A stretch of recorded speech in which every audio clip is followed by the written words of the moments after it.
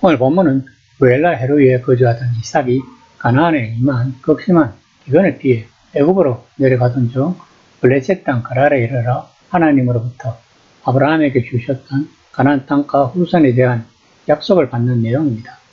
즉 이삭은 가랄에서 하나님께서 과거 아브라함에게 주셨던 언약을 새롭게 갱신해 주심으로써 아브라함 언약을 계승하게 된 것입니다.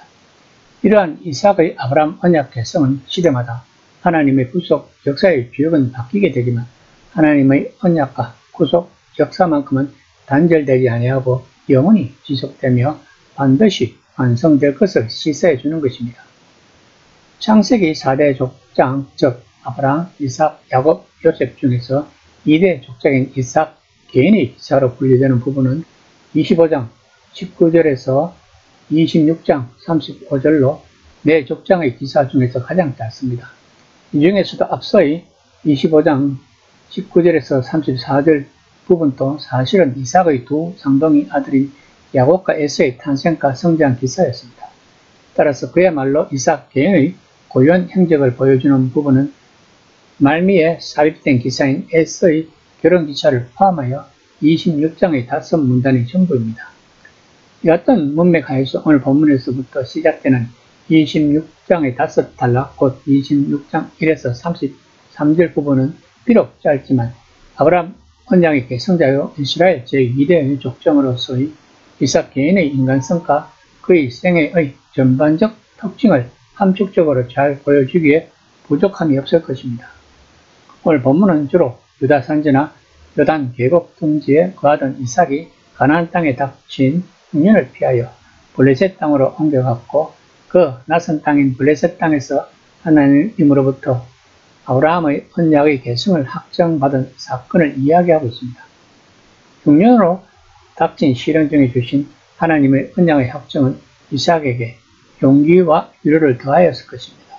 그럼에도 이어지는 7절에서 11절까지는 이삭이 하나님의 동행하심과 보호하심에 대한 확고한 신념과 담대한 마음을 갖지 못하고 자신의 아내 리브가를 유일하고 속이다가 아비멜렉에게 책망을 듣는 수치를 당했던 사실을 기록합니다. 이는 먼저 아직 유랑하는 일개 가문의 족장으로서 늘 신변의 위험을 느끼게 했던 이삭과 족장시대 모든 이들의 고달픈 현실을 반영하는 것이며 동시에 이는 하나님의 언약의 확정을 받고도 당장의 현실적 위험 앞에서 근시안적이고도 비겁한 안전도모에만 급급한 이삭의 신앙의 미성숙을 노출시킨 것이기도 한 것입니다. 이런 이삭이 하나님의 은총을 받아 더욱 강성해지자 전날 이삭을 무시하고 핍박하던 블레셋 사람들이 오히려 불안을 느낀 나머지 평화조약 체결을 요청하여 그 옛날 아브라함 시대에도 그랬듯이 이삭과 블레셋인들 상호간의 조약이 체결된 사건을 이야기합니다. 이런 상반된 두 사건은 성경에 언급된 모든 신앙 인물들의 삶 전반에 나타나는 기본 패턴이기도 합니다.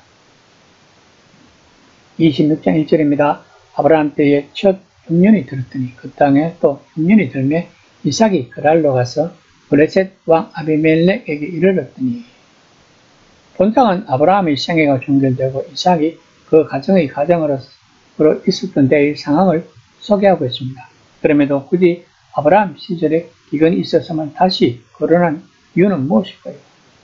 그것은 아마 과거 아브라함이 기근이 원인이 되어 저질렀던 첫 번째 실수와 그 후에 반복했던 또 한 번의 실수가 있는지 약 75년이 지난 지금 이삭이 경험하고 있는 일들도 그때와 너무도 유사하기 때문임을 암시하기 위해서일 것입니다. 또한 본문에서 말하는 그 땅은 아브라함이 죽은 후에도 떠나지 않고 계속 정착하고 있었던 부엘세바에 위치한 하갈의 우물 즉 부엘라 헤로이를 가리킵니다. 아마도 이것은 이삭 자신이 아비 아브라함으로부터 계승자로 인정받는 유서 깊은 곳이었기 때문일 것입니다. 이삭이 간 그랄은 정착지, 거주지라는 의미를 지닌 지명입니다. 이곳은 애굽으로 가는 길에 있는 땅으로 팔레스타인 남부에 위치한 것으로 추정합니다. 이것은 아비멜렉에 의해 통치되던 곳으로 지중해 해안에서 멀지 않으며 팔레스타인 남부를 차지하고 있는 유명한 곡장지대인 만큼 일찍부터 많은 사람들이 모여 살았던 생활 여건이 좋은 곳이었다고 합니다. 이런 이유로 아브라함도 한때 가나안의 기근이 닥쳤을 때 이곳에서 나그네 생활을 한 적이 있었습니다. 본문에서 말하는 블레셋은 이주자란 뜻을 지닌 말로서 원래 함의 자손 미스라임에게서 나온 여러 족속들로 이루어졌다고 합니다. 성경은 그들이 에게해 연안 그레데 섬에서 민족으로 언급하고 있습니다. 그들이 본격적으로 팔레스타인으로 이주한 것은 사사 시대에 들어와서였으나 아브라함이나 이삭 시대에도 많은 블레셋인이 이미 가나안에 정착하고 있었다고 합니다. 이 블레셋 사람이라는 호칭은 가나안 전역에 대한 현대식 표기인 팔레스타인의 어원이 되었습니다. 한편 아비멜렉은 왕이신 나의 아버지란 뜻을 지닌 블레셋 왕의 공식 직함입니다. 그러므로 본문에서 말하는 아비멜렉은 아브라함 시대의 아비멜렉이 아니고 그 후계자인 새로운 아비멜렉일 것입니다. 본문에서 알 수 있는 것은 아브라함은 물론 이삭에게서조차도 기근을 만났을 때 하나님께 간구하는 모습이 발견되지 않았다는 점입니다. 즉, 그 족장은 자연의 재난이 찾아왔을 때 하나님께 위기를 구하며 해결 방법을 찾기보다 우선 급한 대로 인간적인 도움을 먼저 구했다는 것입니다. 이것이 두 족장이 겪어야 했던 시련의 진정한 원인으로 볼 수 있습니다. 그렇다면 우리가 시련을 당하면 하나님께 구하면 그 시련이 오지 않는 것일까요? 바울은 이에 대해 빌립보서 4장 6절에서 7절까지 그 해답을 주었습니다. 즉, 시련을 통과할 수 있게 마음과 생각을 지켜주신다는 것입니다.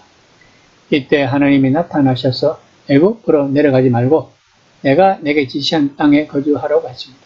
즉, 하나님은 이삭에게 잠시도 하나님께서 주신 가나안 땅을 떠나지 말고 계속 그 땅에 머물러야 됨을 명령하고 있는 것입니다. 26장 3에서 5절입니다. 이 땅에 거류하면 내가 너와 함께 있어 내게 복을 주고 내 자손으로 말미암아 천하 만민이 복을 받으리라. 이는 아브라함이 내 말을 순종하고 내 명령과 내 계명과 내 율례와 내 법도를 지켰음이라 하심이라. 본문에서 하나님은 이삭에게 이 땅에 거류하면 하나님 자신이 아브라함에게 맹세한 것을 이루게 해 주시겠다고 말씀하십니다. 즉, 아브라함에게 주시기로 약속한 가나안 땅을 기업으로 줄 것과 그가 오래처럼 수많은 자손을 줄 것, 그리고 그 자손에게 언약의 성취자 메시아가 나실 것과 그 메시아로 인해 천하 만민이 복받는다는 것입니다. 또한 5절에서는 아브라함이 하나님으로부터 땅과 후손 등에 대한 축복과 언약을 받을 수 있었던 이유를 밝혀주고 있습니다. 그것은 아브라함이 하나님의 말씀을 순종하고 명령과 계명과 율례와 법들을 지켰기 때문이라고 말씀하고 있습니다. 본문에서 순종하다의 원어 사마는 그런 것을 이해하다는 의미도 있다고 합니다. 이로 보아 아브라함의 순종은 하나님의 말씀에 대해 귀 기울이며 들을 뿐 아니라 그 들은 바를 온전히 이해하고 더 나아가서 이해한 바를 온전히 실천한 것임을 알 수 있습니다. 즉, 이는 주님격을 통해 하나님의 뜻에 온전히 순복했다는 말입니다. 올바른 순종이란 이처럼 하나님의 말씀에 자신을 전폭적으로 무릎 꿇리고 몸과 마음과 뜻과 정성을 다해 말씀대로 생활해 가는 것이라고 성경은 말하고 있는 것입니다. 또한 본문에서 성경 저자는 족장 시대에도 이미 다양한 형태의 하나님의 명령과 법률들이 주어졌음을 이야기하고 있습니다. 그런 점에서 하나님의 법은 시대와 환경에 따라 제한받는 불완전한 것이 아니라 모든 시대, 어떤 상황 속에서도 영원하며 완전한 의임을 강조하고 있는 것입니다. 이에 바울은 디모데후서 3장 16절과 17절에서 모든 성경은 하나님의 감동으로 된 것으로 교훈과 책망과 바르게 함과 어로 교육하기에 유익하니 이는 하나님의 사람으로 온전케 하며 모든 선한 일을 행하기에 온전케 하려 함이니라고 말했습니다. 참고로 여기서 말하는 모든 성경은 구약 성경을 말하고 있는 것입니다. 그 당시 신약 성경은 아직 정경화가 이루어지지 않았을 때입니다. 신약 성경이 정경화된 것은 4세기입니다. 이삭은 하나님의 말씀에 순종하여 그렇게 그 아래 머물렀습니다.